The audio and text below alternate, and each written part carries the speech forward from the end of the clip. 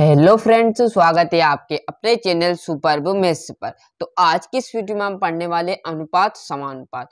बहुत ही अधिकतर बार पेपर में आ चुका ऐसे सिंपल क्वेश्चन आते साथियों। तो यदि आपको कुछ इस प्रकार का दे तो आप कैसे उसे सॉल्व कर सकोगे, है ना।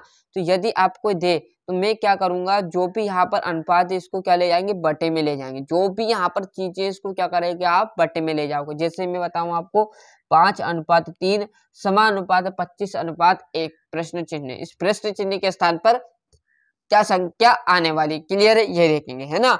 तो बिना देरी के क्या करेंगे, जो भी ये अनुपात है इसको क्या करोगे, इसके बटे में ले आओ। जैसे यहाँ पर आपको समझाऊं मैं, जैसे मैंने लिख दिया 5, है ना। अब 5 के बटे में क्या आ जाएगा हमारा, ये 3 आ जाएगा बढ़िया तरीके से। अब जो ये है समानुपात, ये समानुपात है नहीं, ये क्या होता है, बराबर होता है, क्लियर है। ये अनुपात का मतलब क्या होता है, भाग, है ना। तो जैसे ये अनुपात किया तो क्या हो गया, भाग में चला गया, और ये आया तो क्या कर देंगे हम, अब बराबर लगा देंगे। 25 वैसे का वैसा, और जो भी यहाँ पर प्रश्न चिन्ह आए हम उसे क्या मान लेंगे, x मान लेंगे, क्योंकि हमें यहाँ पर प्रश्न चिन्ह के स्थान पर ही तो चाहिए जो भी चाहिए, है ना, किसके स्थान पर क्या चीजें रहने वाली है। क्लियर है इतनी बात सभी बच्चों को। यहाँ से मैं प्रश्न चिन्ह भी लेता तो उससे कोई फर्क नहीं पड़ने वाला था, है ना। प्रश्न चिन्ह मान लेते, यहाँ प्रश्न चिन्ह के स्थान पर क्या मान लिया हमने, x मान लिया, है ना। अब जो भी यहाँ पर संख्या आई, या तो आप इसे डॉक्टर यहाँ से काट सकते हो, नहीं काटोगे तो क्या करोगे, इसका इधर गुना कर देना और इसका इधर गुना कर देना है। सिंपल बात बता रहा हूँ, क्या करोगे, इसका इधर गुना कर देना और इसका इधर गुना कर देना। जैसे आप 5 का इधर गुना करोगे तो ये कितना हो जाएगा, 5 का इधर गुना करोगे तो ये बन जाएगा हमारा 5x बराबर, तो वैसे का वैसे साथ में चलना है। और क्या हो जाएगा, अब देखो इसका इधर करना है तो कितना होगा, ये हो जाएगा 75, है ना। क्लियर है। क्या किया है, कुछ नहीं किया, बस जो भी संख्या आई उसका क्या कर दिया, इधर गुना कर दिया और इधर गुना कर दिया। नहीं भी करोगे तो उसके एक स्टेप बताऊंगा साथियों आपको। जैसे 5/3 बराबर पे आपका 25/1 आया ना, तो इस 5 से डाक तो इस 25 को काट दो, कितनी बार गया ये, 25 25, और इसका गुना करो तो x बराबर पे आपके साथ आया डायरेक्ट, 5×3 = 15, यही आपका आंसर हो जाएगा। बट आप ऐसा भी नहीं करोगे तो 5 से इसको काट दोगे तो x बराबर पे आप देखोगे 5 एकम 5, कितने बच गया आपके पास, 7 है तो 5 हो गए तो 2 बच गए, तो ये बन गया कितना, 25। देखो अब 25 25, तो x बराबर आपका जो आंसर चाहिए था प्रश्न चिन्ह के स्थान पर, अब x माना तो ये प्रश्न चिन्ह आ गया। अब प्रश्न चिन्ह के बराबर क्या आ गया, 15 आ गया।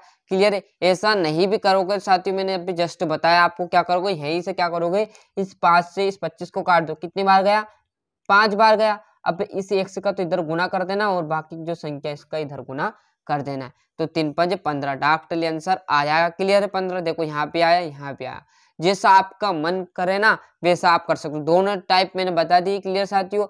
अब देखते हैं अगला प्रश्न, कुछ दशमलव में दे दे तो वो कैसे आप सोल्व करोगे, बेटर तरीके से बताने वाले हैं साथियों। क्या है, अभी मैंने जस्ट बताया इस अनुपात का मतलब क्या होता है, बटा मतलब भाग। तो मैं क्या करूंगा, इस 3.5, ये 35 ना है साथियों, फिर बोल रहा हूँ 3.5 है, ये समानुपात है, तो ये क्या आ जाएगा 2.4, और इस प्रश्न चिन्ह के स्थान पर क्या कर लेंगे हम, 1 से कर लेंगे। अब यदि यहाँ से डायरेक्टली आप काटना चाहते हो तो काट सकते हो, नहीं भी काटोगे तो क्या करोगे साथियों, आप देखो यहाँ पर मैं काट कर आपको आराम से बता देता हूँ, है ना। ये देखना 2.4 बटे में 1 से, है ना। अब यहाँ से डायरेक्टली आप काटोगे तो ये दशमलव से क्या करोगे, ये दशमलव तो चली गई, सिंपल तरीके से, है ना। अब इस 12 देखो, अब बन गया ये 12, ये बन गया 24, इससे इसको काटोगे तो कितनी बार कटेगा, 2 बार, कितनी बार, 12×2 = 24। अब यहाँ पर देखो कितना बचा, 1, और यहाँ पर देखना ये, क्लियर है, और यहाँ पर बचा 2, और ये बच गया x। अब डायरेक्टली क्या करोगे, इस x का इधर गुना करोगे तो 1 का 1 x में गुना करेंगे तो x आया, और 2 इंटू आपका कितना आ जाएगा, 3.5, तो x बराबर पे आपका कितना आ जाएगा, अब देखोगे 35×2 = 70 आ जाएगा। अब देखो दशमलव कितने अंक के बाद थी, 1 अंक के बाद, दशमलव मत भूल जाना ये। अब दशमलव यहाँ लगाएंगे तो ये दशमलव के बाद 0 का कोई मायना नहीं रहता, तो x बराबर पे आपकी वैल्यू आई 7, है ना। यही आपका आंसर रहने वाला है। और यहाँ पर 0 के दशमलव में आपका ये होता 7.2, तो आपका आंसर 7.2 होता, परंतु 0 का कोई महत्व नहीं होता, इसलिए क्या किया है, 0 का हमने नहीं लिखा। यदि यहाँ पर 3 होता तो ये आंसर में आपको 7.3 लिखना पड़ता साथियों। फिर बोल रहा हूँ, यदि ऐसा 0 दशमलव के बाद जीरो आए तो उसका कोई महत्व नहीं रहता। फिर आप जो संख्या है उसको लिख सकते हो, कोई दिक्कत नहीं।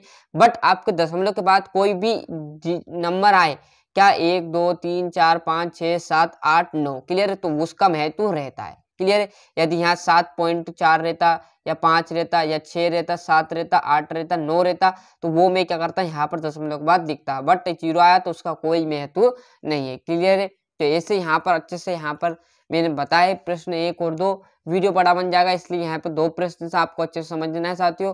ये था अनुपात समानुपात, सिंपल सा टॉपिक। क्लियर है। तो ये समझ में आ चुका होगा। ऐसे प्रश्न बहुत सारे आपकी किताब सीरीज में, क्लियर है, तो वहां से अच्छे से आंसर है, जो क्वेश्चन है उनको हल करिएगा, जिससे आपको पूरा का पूरा जो आंसर है वो याद हो जाएगा। क्लियर साथियों, मिलते हैं इसके अगले वीडियो में। वीडियो से आपको थोड़ी मदद मिलती हो तो वीडियो को लाइक एंड सब्सक्राइब जरूर कीजिए, और अभी तक आपने चैनल सब्सक्राइब नहीं किया फटाफट चैनल सब्सक्राइब कर लीजिएगा, साथ ही साथ नोटिफिकेशन ऑन करते चलिएगा। जो आपके दोस्त हैं उन्हें भी चैनल की लिंक पहुंचाइए तथा उन्हें भी चैनल को सब्सक्राइब को बोलिएगा। और वीडियो से आपको मदद तो मिली होगी साथियों, बट आपको यदि और भी सब्जेक्ट में दिक्कत हो तो कमेंट कीजिए कि सर यहाँ दिक्कत है, इसका वीडियो बना दीजिए, हमें एक सेपरेट वीडियो बना देंगे जिससे आपको मदद मिले। इस चैनल का उद्देश्य यही है कि आप यहाँ से आए तो कुछ ना कुछ सीख कर जरूर जाए।